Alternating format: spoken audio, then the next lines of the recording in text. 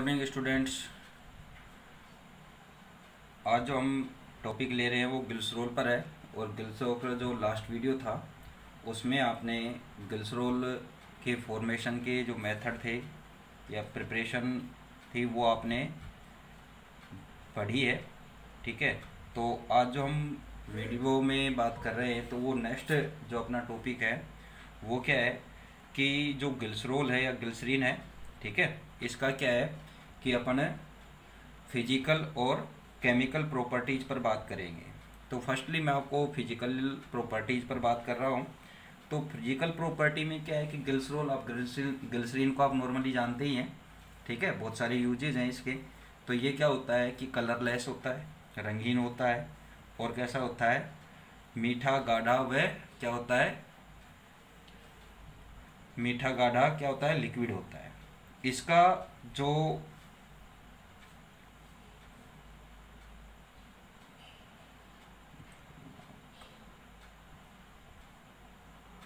Boiling point होता है वो क्या होता है, 290 डिग्री सेंटीग्रेड होता है। और इसका आपको पता है कि इसका रीजन क्या होता है। देखो ग्लिसरॉल में आपको पता है कि इसमें 3 हाइड्रोक्सी समूह है, ठीक है। तो 3 हाइड्रोक्सी समूह है, तो इस रीजन से क्या होता है कि इसमें काफ़ी अमाउंट में क्या मिलते हैं कि हाइड्रोजन बंध बनते हैं। भाई जहाँ पर OH ग्रुप प्रेजेंट है तो लगभग क्या है कि उनमें हाइड्रोजन बॉन्डिंग होती है। और हाइड्रोजन बॉन्डिंग के कारण क्या है कि उनके मेल्टिंग पॉइंट और बॉइलिंग पॉइंट क्या हो जाते हैं, कुछ उच्च हो जाते हैं, इंक्रीज हो जाते हैं। उसका रीजन यहाँ पर क्या है कि भाई हाइड्रोजन बॉन्डिंग होती है, इंटरमोलिकुलर हाइड्रोजन बॉन्डिंग होती है। तो उस बॉन्डिंग को क्या है कि हाइड्रोजन बॉन्ड को क्लीवेज करने के लिए, तोड़ने के लिए क्या है कि एक्स्ट्रा एनर्जी की ज़रूरत होती है। तो इसलिए क्या है कि इनका ये बॉइलिंग पॉइंट क्या हो जाता है कि कुछ ज़्यादा हो जाता है, ठीक है, जो क्या है कि 290 डिग्री सेंटीग्रेड होता है, ठीक है। इसके अलावा इसकी सोलुबिलिटी पर बात करें तो सोलुबिलिटी क्या होती है कि ये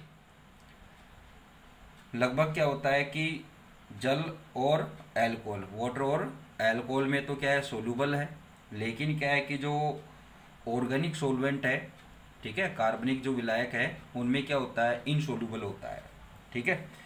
इसके अलावा क्या है कि इसमें 3 OH समूह है।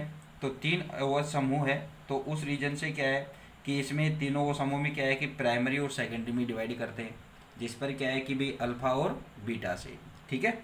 तो ये क्या है कि इसके जो प्राथमिक समूह हैं उनको तो अपन क्या करें अल्फा, और सेकेंडरी ग्रुप को क्या कहेंगे बीटा, यानी कि बीच वाले कार्बन पर जो हाइड्रोक्सी ग्रुप है उसको तो बीटा और जो किनारे वाले दोनों हैं उनको अल्फा, ठीक है।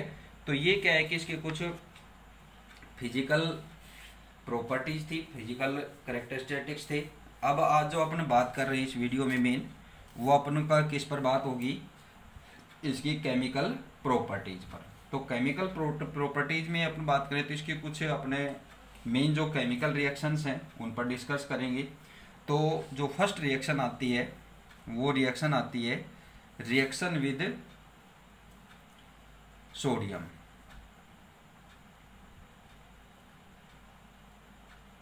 रिएक्शन विद सोडियम, ठीक है, सोडियम के साथ अभिक्रिया। तो सोडियम के साथ जब अभिक्रिया कराते हैं तो इसमें क्या है कि इसका सोडियम लवण बनता है, ठीक है। भाई सोडियम के साथ क्या है कि फर्स्टली क्या होता है कि जब अपन एक एटम लेते हैं सोडियम का तो उसके साथ जब इसकी रिएक्शन होती है तो उस कंडीशन में क्या है कि एक अल्फा OH ग्रुप क्या हो जाता है, रिमूव हो जाता है। वहाँ से OH ग्रुप में से क्या है कि H रिमूव होगा, ठीक है ना, H रिलीज हो जाएगा। तो उस कंडीशन में क्या होगा कि इसके सोडियम साल्ट बनेंगे।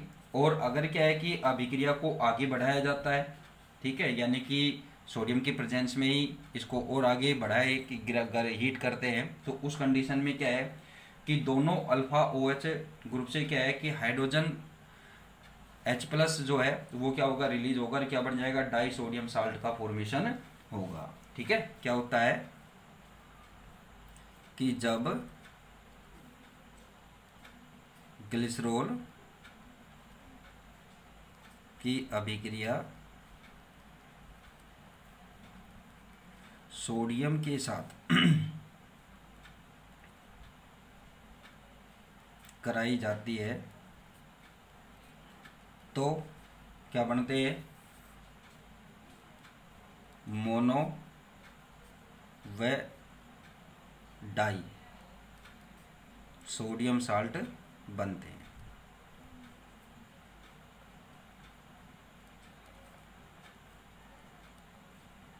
ठीक है, तो अब ये कैसे इसका फॉर्मेशन होगा, आप ग्लिसरॉल लीजिए, CH2OH CHOH और CH2OH।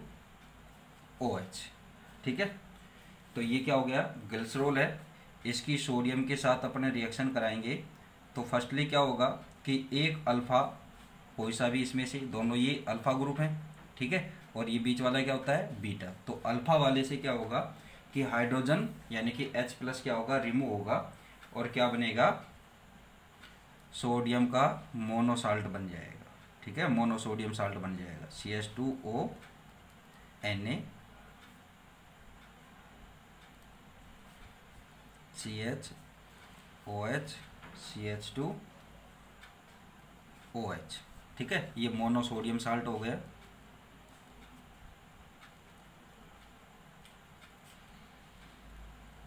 ठीक, अब क्या है कि इसको आगे रिएक्शन को बढ़ाते हैं कि सोडियम की प्रेजेंस में यानी सोडियम के साथ रिएक्शन करते हैं, यानी कि इसको सोडियम के साथ हीट करेंगे तो क्या होगा कि दूसरा अल्फा OH ग्रुप में भी क्या होगा, चेंज होगा, यानी कि यहाँ से भी H+ रिलीज हो जाएगा और क्या बनेगा, CH2ONa CHOH और CH2O- और Na+। ठीक है, तो ये क्या बन गया, डाई सोडियम लवण।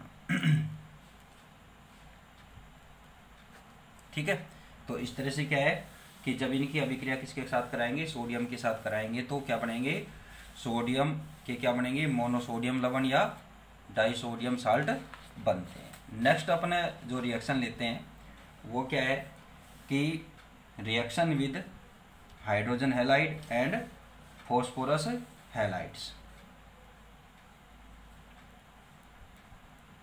Reaction with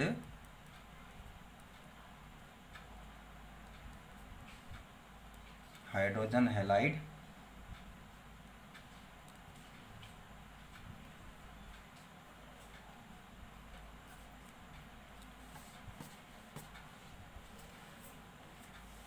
halides and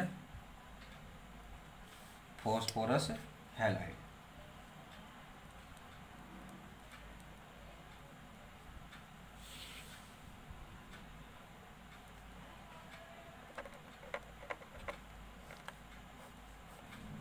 hydrogen halide और फॉस्फोरस हैलाइड के साथ अभिक्रिया।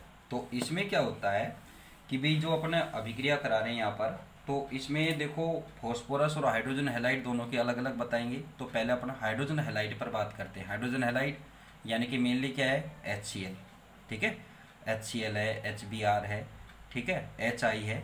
तो इनके साथ अलग अलग सिस्टम से रिएक्शन होती है। तो अपन यहाँ पर क्या है कि जैसे अपन यहाँ क्या लेते हैं कि हाइड्रोक्लोरिक गैस लेते हैं, ठीक है, HCl गैस लेते हैं।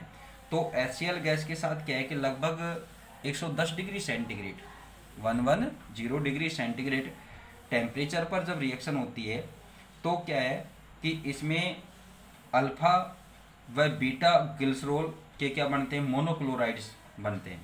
ठीक है, मोनोक्लोरोहाइड्रिन बनेंगे, यानी कि अल्फा का भी क्या होगा यहाँ पर OH ग्रुप का हैलाइड के द्वारा रिप्लेसमेंट होगा। ठीक है, और बीटा का भी होगा, या तो अल्फा का होगा या बीटा का होगा। ठीक है, तो अगर इसमें दोनों की बात होती है तो दोनों का क्या बनेगा कि इनके अल्फा बीटा ग्लिसरॉल के जो मोनोक्लोरोहाइड्रिन है इनका मिक्सचर बनेगा। लेकिन जो प्रोडक्ट होगा उस प्रोडक्ट में क्या है कि जो अल्फा प्रोडक्ट होंगे उनकी जो परसेंटेज है वो कुछ ज़्यादा मिलेगी। ठीक है ना, उत्पाद क्या मिलेगा उसका अधिक मात्रा में मिलेगा। ठीक है, ये तो हो गई एक नॉर्मल कंडीशन में। अगर क्या होता है कि HCl गैस को क्या करते हैं कि लॉन्ग टाइम तब क्या करते हैं कि उसको उसमें से पास आउट करते हैं, या HCl गैस के साथ लॉन्ग टाइम तक अपने क्या कराते हैं, रिएक्शन कराते हैं। तो उस कंडीशन में क्या होगा कि अल्फा अल्फा या अल्फा बीटा डाइक्लोरोहाइड्रिन का फॉर्मेशन होगा। ठीक है ना, यानी कि यहाँ से क्या हो जाएंगे, 2 OH ग्रुप रिमूव होंगे। ठीक है, तो 2 OH ग्रुप रिमूव होंगे तो या तो अल्फा, दोनों अल्फा पोजीशन से होंगे, या एक अल्फा से और एक बीटा से रिमूव होगा। तो उस कंडीशन में भी क्या है कि यहाँ पर जो उत्पाद बनेगा वो उत्पाद भी क्या है कि डिफरेंट अमाउंट में बनेगा, और ज़्यादा मात्रा में क्या है कि अल्फा अल्फा जो अमाउंट है, यानी कि अल्फा अल्फा डाइक्लोरोहाइड्रिन है, वो ज़्यादा मात्रा में बनेगा। ठीक है, तो आपने यहाँ पर क्या बात की है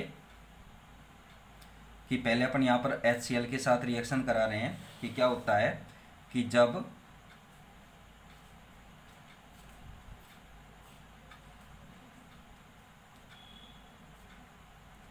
की अभिक्रिया HCl गैस या HCl गैस प्रवाहित की जाए, ठीक है ना, के साथ कराने पर अल्फा व बीटा ग्लिसरॉल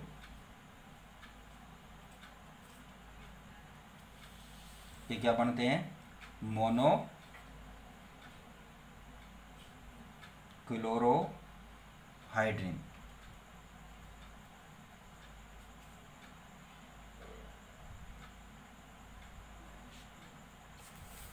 मोनोक्लोरोहाइड्रिन बनते हैं तथा उत्पाद में प्रोडक्ट में क्या है कि अल्फा प्रोडक्ट क्या बनता है, अधिक मात्रा में बनता है। ठीक है, और इसी में क्या होता है कि आगे भी अपन यही बता देते हैं कि यदि HCl गैस को लॉन्ग टाइम, अधिक समय के लिए प्रवाहित किया जाता है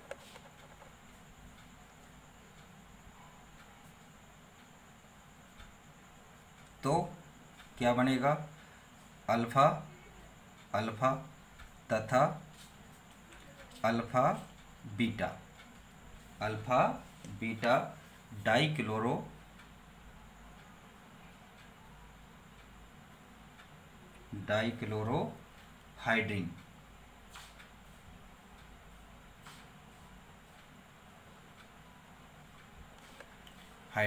बनते हैं। ठीक है, लेकिन यहाँ पर क्या होगा, बनते हैं लेकिन अल्फा अल्फा प्रोडक्ट उत्पाद अधिक मात्रा में बनता है, मोर अमाउंट में बनता है। ठीक है, अब अपन यहाँ पर रिएक्शन बताते हैं। तो रिएक्शन में क्या है, ग्लिसरॉल CH2OH CHOH CH2OH। अब इसकी रिएक्शन अपन किसके साथ कराएंगे, HCl गैस। ठीक है, इसके साथ कराएंगे तो अल्फा और बीटा का दोनों को क्या बनेगा, मिक्सचर बनेगा, यानी कि दोनों तरह के मिलेंगे, CH2Cl, ठीक है, CHOH CH2OH, ठीक है, प्लस क्या बनेगा, अब बीटा बना दो, CH2OH CHCl CH2OH। ठीक है, तो इनकी जो परसेंटेज रहेगी वो क्या रहेगी, 66%, यानी कि अल्फा उत्पाद है, और बीटा क्या है 34% के आसपास में बनते हैं। ठीक है, तो अब इसके बाद ये तो क्या बन गए, इसके मोनोक्लोरोहाइड्रिन बन गए। अब क्या होता है कि अगर गैस को क्या करते हैं कि लॉन्ग टाइम के लिए इसमें क्या करते हैं, प्रवाहित करते हैं, तो पहले ये बनेगा और फिर इनसे आगे रिएक्शन होगी कि अधिक समय तक करेंगे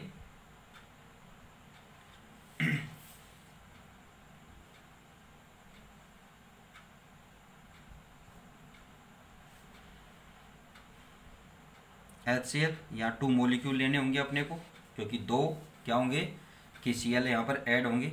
चलो इसको मैं आपको डायरेक्टली वहीं से बता देता हूँ, यहाँ से छोड़िए आप, यहाँ से करते हैं अपन, ठीक है। 2HCl लिए अपन ने। अब क्या है कि लॉन्ग टाइम के लिए ले रहे हैं, ठीक है। 2 मॉलिक्यूल HCl गैस है। तो अब इसके साथ जब रिएक्शन कराएंगे तो उस कंडीशन में क्या है, alpha alpha CH2 Cl CH OH और CH2Cl, ये तो क्या बन गया, अल्फा अल्फा डाई क्लोरोहाइड्रिन।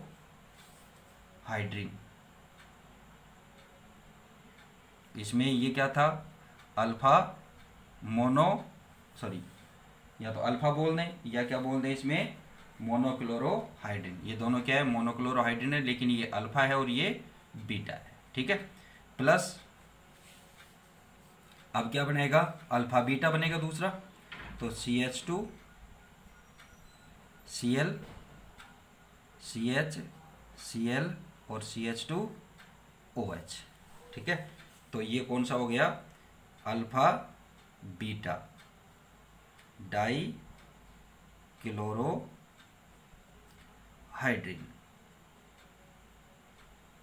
ठीक है। तो इनमें भी क्या है कि जो उत्पाद में है तो लगभग क्या है कि ये जो बनेगा वो क्या बनेगा, 55 से 75% बनता है अल्फा अल्फा उत्पाद तो, और बाकी क्या बनेगा, यानी कि 25 से 45% क्या बनेगा, ये उत्पाद बनेगा, ठीक है। तो इस तरह से क्या है कि अपन क्या है कि जब अभिक्रिया किसके साथ, हाइड्रोजन हैलाइड और किसके साथ, हाइड्रोजन हैलाइड के साथ करा रहे हैं। इसी तरह से आगे जो हाइड्रोजन हैलाइड है इस पर बात होती है। तो इसमें क्या होता है कि जो हाइड्रोजन ब्रोमाइड है, ठीक है, तो इसमें भी क्या है कि अभिक्रिया लगभग इसी तरह से होती है, लेकिन यहाँ पर जो बात आती है कि हाइड्रोजन आयोडाइड या फास्फोरस आयोडाइड के साथ अभिक्रिया कराते हैं, हाइड्रोजन आयोडाइड या फास्फोरस आयोडाइड के साथ अभिक्रिया कराते हैं। तो इसमें क्या होता है कि तीनों OH ग्रुप क्या हो जाते हैं, रिमूव हो जाते हैं, ठीक है। तो उस कंडीशन में यहाँ पर तीनों OH ग्रुप यहाँ पर रिमूव होंगे। तो उस कंडीशन में अगर अपन बात करते हैं तो यहाँ पर क्या होगा कि जो आयोडीन का बनेगा, यौगिक बनेगा एक त्रिविमीय, यानी कि 1,2,3 ट्राइक्लोरोप्रोपेन बनता है। लेकिन क्या है कि आयोडीन का यहाँ पर आकार बड़ा है, तो यहाँ पर क्या होती है कि स्टेरिक हिंड्रेंस यानी कि त्रिविमीय बाधा होती है। और उस रीजन से क्या होता है कि यहाँ से क्या होगा कि ये जो 1,2,3 ट्राई आयोडोप्रोपेन बना है ये क्या हो जाता है कि डिसोशिएट होता है, विघटित होता है, और क्या बनाता है, एलिल आयोडाइड व आयोडीन देता है, ठीक है ना। क्या बात की अपन ने कि हाइड्रोजन आयोडाइड किसके साथ,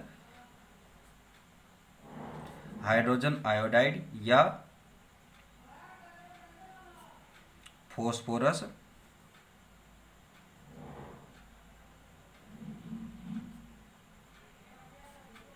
आयोडाइड के साथ अभिक्रिया कराने पर, के साथ क्या है, अभिक्रिया कराने पर क्या होता है, 1,2,3 trichloro 1,2,3 trichloro sorry iodo, try iodo iodine के साथ ट्राई आयोडो प्रोपेन बनता है, ठीक है। लेकिन यहाँ पर क्या है, लेकिन आयोडीन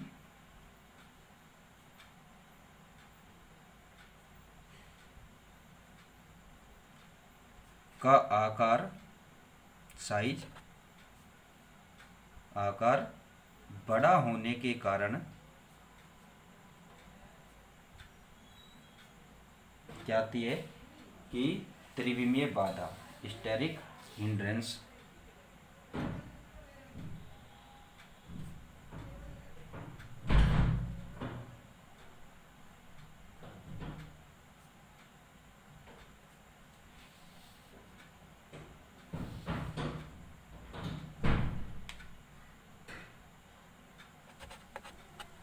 एलोस्टेरिक हिंड्रेंस, ठीक है, होती है।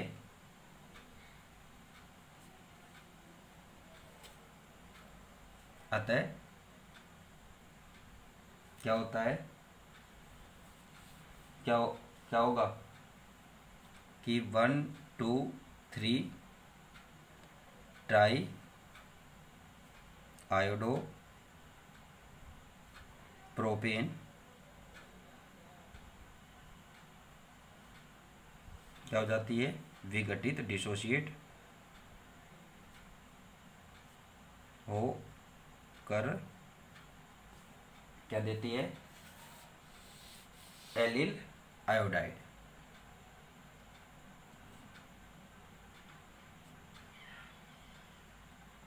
आयोडाइड व आयोडीन I2 देती, ठीक है। अब अपने रिएक्शन बताते हैं। यहाँ पर रिएक्शन क्या हो जाएगी यहाँ कि हाइड्रोजन आयोडाइड के साथ अभिक्रिया कराएंगे तो ये ग्लिसरॉल,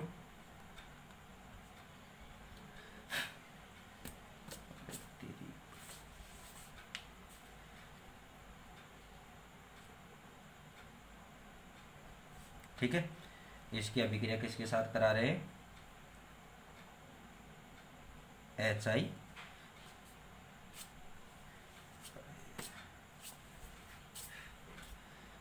या फॉस्फोरस व आयोडीन के साथ करा रहे हैं, I2 प्रेजेंस।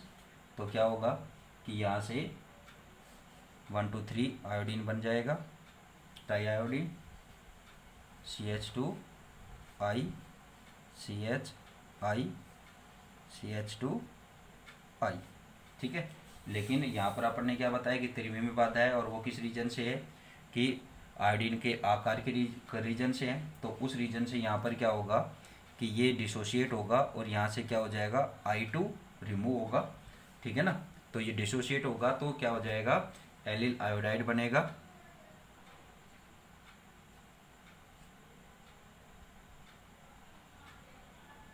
ये क्या बन गया, एलिल आयोडाइड।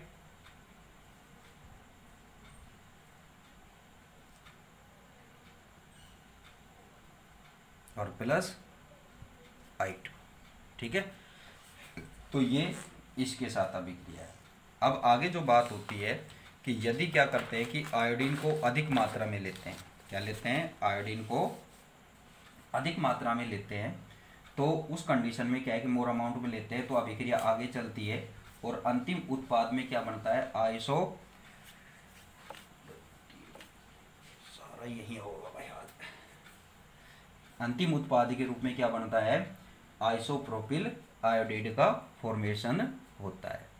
यदि क्या है कि HI की अधिक मात्रा यानी कि इसका मोर अमाउंट्स अधिक मात्रा ली जाए तो रिएक्शन आगे चलती है, ठीक है, तथा अंतिम उत्पाद, लास्ट प्रोडक्ट या एंड प्रोडक्ट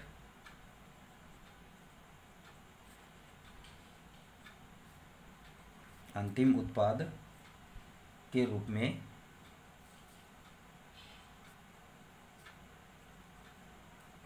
आइसोप्रोपिल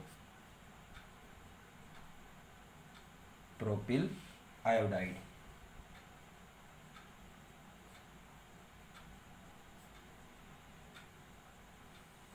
ठीक है। रिएक्शन अब यहाँ पर रिएक्शन बता दें कि अभिक्रिया जो हो रही है तो उसमें क्या बना था, अभी एलिल आयोडाइड बना।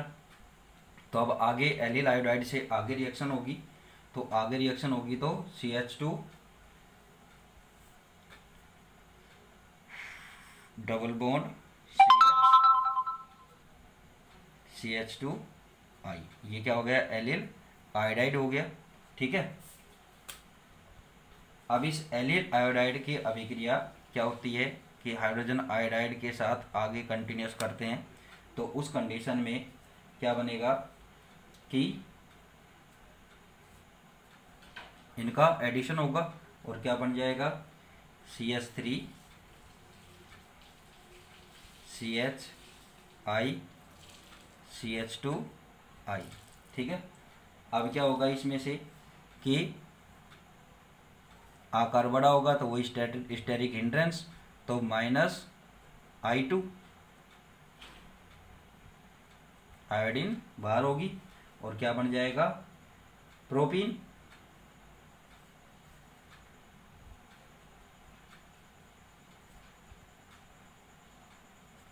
प्रोपीन बन गई। अब इस प्रोपीन की क्या है कि हाइड्रोजन आयोडाइड से फिर से अभिक्रिया होती है, आगे चलेगी क्योंकि मोर अमाउंट ले रखा है, तो क्या बन जाएगा, आइसोप्रोपिल आयोडाइड, CH3CHI और CH3, ठीक है ना, आइसोप्रोपिल आयोडाइड, या क्या हो जाएगा, 2-आयोडोप्रोपीन, ठीक है।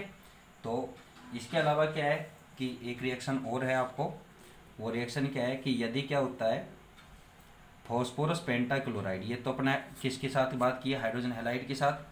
अगर क्या करते हैं अपने फॉस्फोरस हैलाइड यानी कि फॉस्फोरस पेंटाक्लोराइड के साथ अभिक्रिया कराते हैं तो तीनों हाइड्रोक्सिल समूह क्या हो जाते हैं, विस्थापित हो जाते हैं, ठीक है। और क्या बनता है, ट्राइक्लोरो एल्केन का फॉर्मेशन होता है, PCl5 के साथ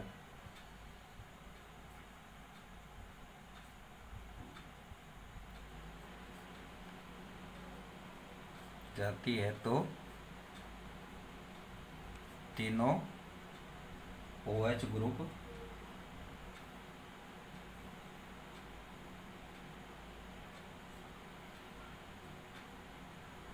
विस्थापित हो जाते हैं और क्या बनता है, ट्राइक्लोरोप्रोपेन, ठीक है। तो ट्राइक्लोरोप्रोपेन, अब आप इसकी रिएक्शन बता दें, CH2OH CH CH2OH, अभिक्रिया किसके साथ है, PCl5 फॉस्फोरस पेंटाक्लोराइड के साथ है, तो इसमें क्या हो जाएगा, CH2Cl CH2Cl, ठीक है ना, 1 2 3 ट्राइक्लोरोप्रोपेन का फॉर्मेशन हो जाएगा, ठीक है। अब जो नेक्स्ट रिएक्शन आएगी वो आएगी नाइट्रिक एसिड के साथ, तो आपको नेक्स्ट वीडियो में बताएंगे। Thank you.